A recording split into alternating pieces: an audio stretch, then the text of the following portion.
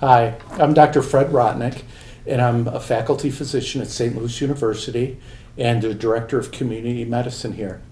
I'm also the Contracted Medical Director for Corrections Medicine in the St. Louis County Department of Health.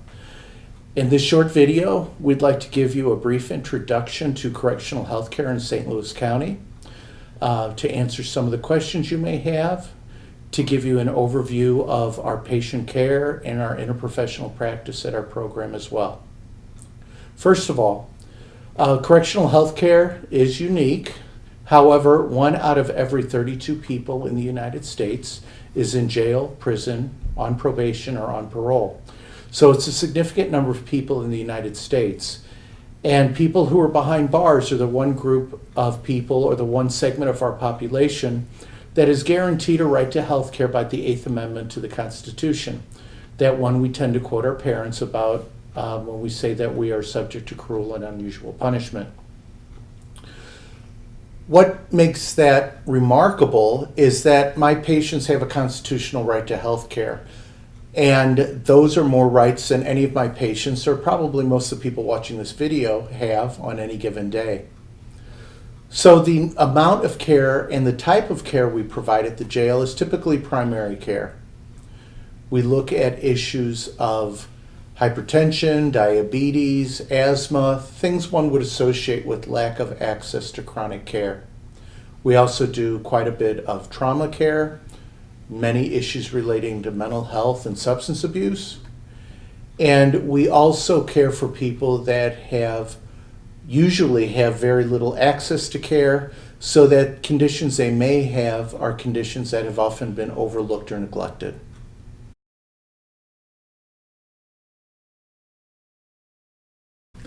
Let's talk for a minute about the difference between jails and prisons. Jails are facilities where people are arrested and brought in right off the street. The vast majority of people are released from jail back to their community or back to home. A small percentage proceed on to prison. Most people are at jails for short periods of time. The average length of stay at the Buzz Westfall Justice Center, which contains the jail for St. Louis County, is about 40 days. Most people are there awaiting trial, awaiting a court appearance, awaiting arraignment. Some people are there for short sentences, for 30, 60, or 90-day sentences. Some people can be there for several years, but that's unusual, and those people are usually awaiting a series of forensic evaluations. Prisons, on the other hand, have a more chronic or more stable population. People there are convicted of something, which is why prisoners are also called cons. What's different in healthcare in the two, imagine a jail being a much more dynamic population, people coming in right off the street, people without diagnoses, with diagnoses, with poorly controlled health conditions, stressed out, just being arrested, maybe drunk, maybe high, maybe drunk and high, maybe angry, maybe irritated, you name it. And we'll talk a little bit about the divisions we have, but our nurses in our intake division see those people right off the street. Prison populations, on the other hand, are far more stable. People tend to be there for months to years. They age in that facility. They often are on chronic medications. They have much more freedom of movement. However, what comes with that is sometimes more danger, more opportunities for fights, rapes, etc. What we'll be talking about chiefly today is a jail-based health program. Health programs in jails are funded by the county in which the jail is located. And every county has to have a jail. The fiscal agent for health services in St. Louis County and the providing or responsible health authority is the St. Louis County Department of Health. Most of the employees in correctional health care or the corrections medicine program in St. Louis County are employees of the St. Louis County Department of Health. Some of us, however, are contracted employees. I, for example, am contracted through St. Louis U, as is Dr. Hastings, my practice partner. Dr. Philip Wenger is our clinical pharmacist who's contracted through the College of Pharmacy. Our psychiatric care is also contracted through St. Louis U.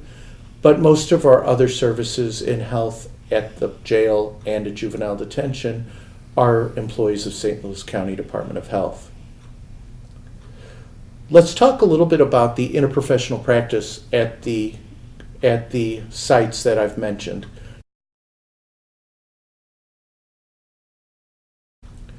Some of us, however, are contracted employees. I, for example, am contracted through St. Louis U, as is Dr. Hastings, my practice partner. Dr. Philip Wenger is our clinical pharmacist who's contracted through the College of Pharmacy. Our psychiatric care is also contracted through St. Louis U, but most of our other services in health at the jail and at juvenile detention are employees of St. Louis County Department of Health. Let's talk a little bit about the interprofessional practice at the sites that I've mentioned. The three sites again we're talking about are the Buzz Westfall Justice Center, Juvenile Detention, and Lakeside Center.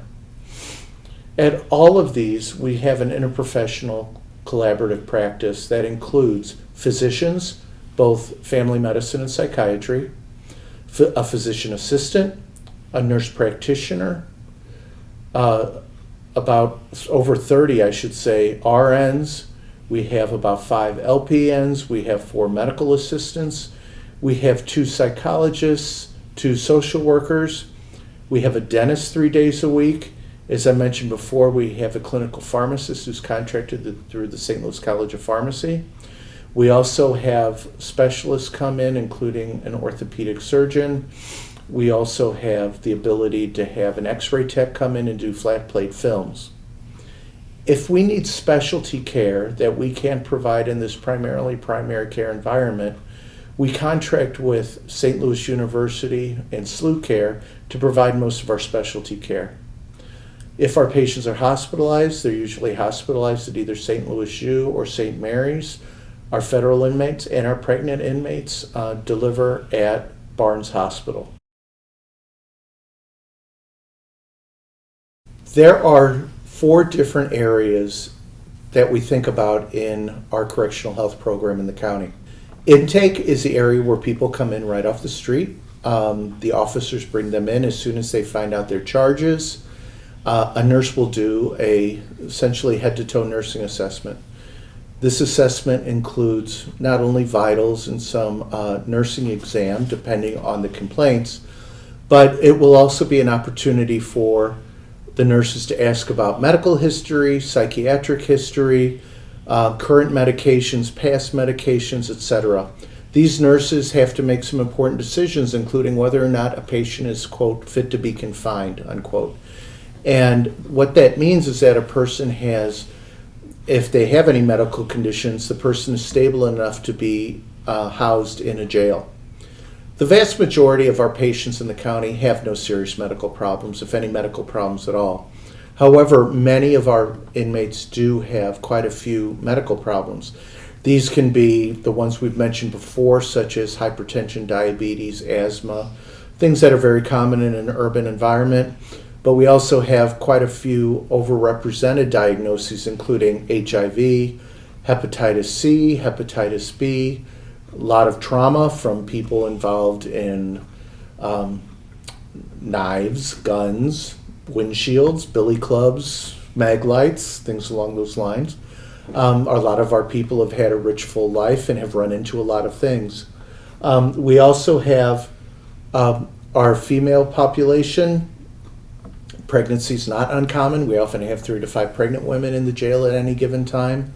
A lot of these women have gynecological concerns that we also address. Not unique to corrections, but certainly overrepresented are issues of mental health and substance abuse. We have far more diagnoses than most students in residency on a typical psychiatry rotation, just because it's so difficult for people to be hospitalized today. We will have serious mental illness diagnoses, including paranoid schizophrenia, bipolar disorder. We have folks with personality disorders. We have people with the more common diagnoses of depression, anxiety, and other mood disorders. And many of our people with serious mental illness where they need to be stabilized can be housed in our infirmary. Our infirmary is the second of our divisions. We have both a medical infirmary and a psychiatry infirmary. They are linked. We have 28 beds total. Even most large urban jails do not have an infirmary like we do at the county. This is where, on the psychiatry side, people can be stabilized or monitored for suicidality or homicidality. On the medical side, people can be there who might be on a med-surg floor in the hospital, including people who are post-op, post-ICU for trauma, people who are coming off of alcohol or benzo use. We've had people there receiving peritoneal dialysis, TPN, and other high-maintenance medical therapies. The infirmary is staffed 24 hours a day, 7 days a week by 2 RNs and often a medical assistant to help them out. The general population is 5 floors in our facility, in which there are 3 med passes every day by the nurses. The nurses, both RNs and LPNs, provide medications using the large carts we often see in hospitals and nursing homes. People have prescription-specific medications as well as over-the-counters. And then the fourth area of our jail is our clinic. And our clinic is similar to any ambulatory care clinic where we can do most primary care, including OBGYN procedures, minor surgical procedures, peak flows, flat plate films, dental care, and mental health services. These clinics are morning and afternoon, 5 days a week. We perform a lot of public health functions in corrections medicine. When people are there for 2 weeks, within that time, they will get an HIV test, a test for syphilis, a test for gonorrhea and chlamydia, and a PPD, which is a screening test for tuberculosis. We're one of the few jails in the country that do all of this testing, but the point is there are opportunities to treat, opportunities to educate, and also, since most of these people are returning to the community, these are opportunities to increase the health of our community by treating disease, in this case sexually transmitted illness, in our jail.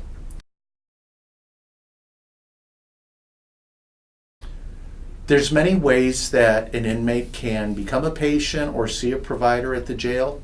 They can be referred from intake by the nurse who does the assessment. They can request at any time, on any day, to see a medical provider. Also, the nurses can refer people from the floor, from general population. If patients are in the infirmary, they see the provider most business days when we round in the infirmary in the mornings. And they can also be referred for services through Justice Services. If anyone in Justice Services has a concern about one of the inmates, they can request a medical appointment for them.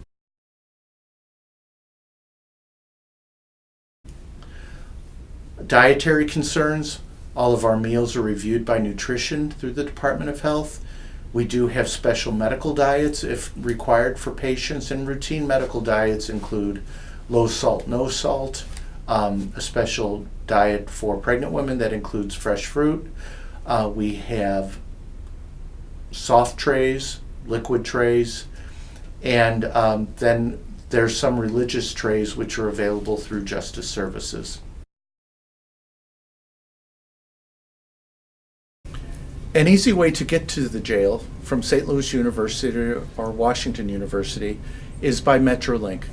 If you take that route, come to the Clayton Metrolink station, which is on the corner of Shaw Park Avenue and Central Avenue, and then just walk 2 blocks over to the jail. If you're driving to the jail, there's a Metrolink garage there which always has parking. However, if you come to the jail in the afternoons, particularly late afternoon, there's usually street parking. When you come to the jail for a rotation or for an experience, a couple things to keep in mind.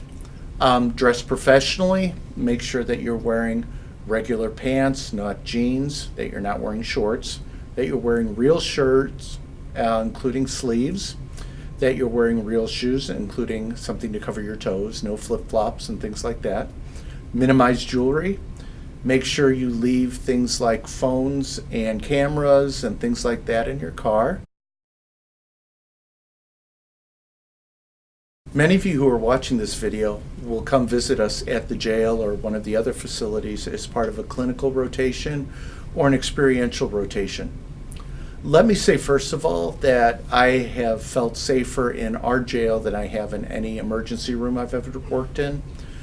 We have justice services who support us and protect us and set standards of behavior for all those who are in the environment. So I do feel very safe there. So please consider coming with us for a visit. I would like to say that we're very proud of our program in St. Louis University Department of Family and Community Medicine when it comes to correctional health care. And it's very consistent with the mission of St. Louis University in caring for marginalized populations and pursuing social justice in our academic and clinical work. Thank you very much.